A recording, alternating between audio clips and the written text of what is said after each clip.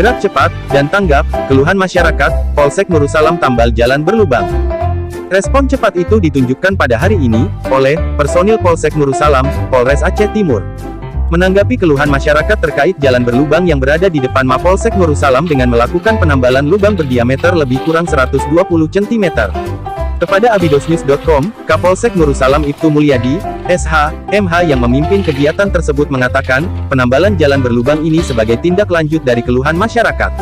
Material dan alat pertukangan dari kami, dan kami kerjakan dengan anggota untuk memberi kenyamanan dan keselamatan kepada pengguna jalan, ungkap Kapolsek. Minggu, tanggal 4 Juni tahun 2023. Di samping itu, dengan penambalan jalan berlubang tersebut, diharapkan masyarakat bisa nyaman dan aman dalam berkendara. Kami berharap masyarakat bisa terus berperan aktif melaporkan kepada kami apabila melihat adanya kejadian seperti itu.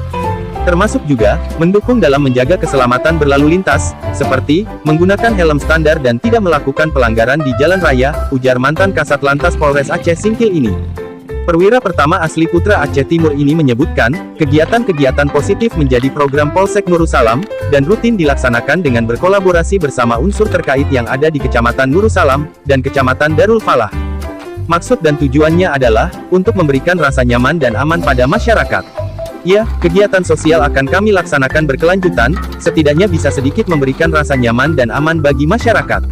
Terang Kapolsek Nurusalam, Polres Aceh Timur, Ibtu Mulyadi, SH, MH. Tim Liputan abidosnews.com, dari Aceh Timur, Provinsi Aceh, melaporkan.